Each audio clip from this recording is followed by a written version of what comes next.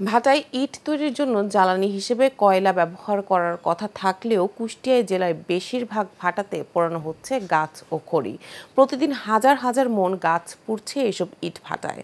আর এই কাঠের যোগান দিতে গিয়ে দেদারসে কাটা হচ্ছে সড়ক ও বনের গাছ। এতে পরিবেশের পড়ছে হুমকির মুখে।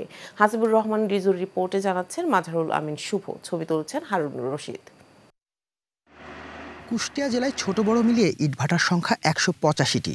তার মধ্যে ১৭টি ইটভাটার পরিবেশের ছাড়পত্র থাকলেও বাকিগুলো নেই বৈধ কোনো কাগজ। বৈধ অবৈধ এসব ইটভাটায় আবার জ্বালানি হিসেবে কয়লার পরিবর্তে ব্যবহার করা হচ্ছে গাছ ও খড়ি। প্রতিদিন হাজার হাজার মন গাছ পুড়ছে এসব ইটভাটায়। জ্বালানির যোগান দিতে প্রতিনিয়ত কাটা হচ্ছে ছোট বড় গাছ।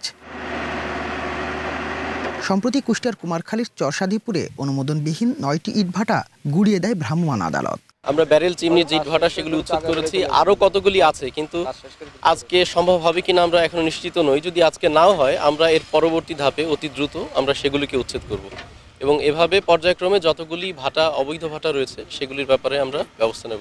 তবে ভাটা মালিকদের দাবি, অনুমোদনের আবেদন করা হলেও সংশ্লিষ্টরা অনুমোদন না দিয়ে উল্টো মোটা অঙ্কের টাকার বিনিময়ে ভাটা পরিচালনা করতে বলেন। এখন আবার অভিযান চালিয়ে তাদের নিঃস্ব করে দেওয়া হচ্ছে। সরকার থেকে নৌকাই ছিল, কারা ছিল, তারা এসে সব ভাটাতে ১ লাখ কোটি টাকা নিয়েছে যে ভাটা ভাঙা পড়বে না এই বছর, সামনের তোমরা ফিট করে নিবা, এটা সুযোগ দিয়ে গেছে। কিন্তু সুযোগ দেওয়ার পরও যদি ভাঙি দিচ্ছে, তাহলে আমরা গরিব মানুষ, তাহলে আমার তো কর্ম করে খাওয়া লাগবে। ভাটা ভাঙছে ঠিক আছে, কিন্তু ভাটাতে প্রত্যেক বছর ৫ লক্ষ টাকা করে প্রত্যেক ভাটা মালিক ভ্যাট ট্যাক্স দেয়।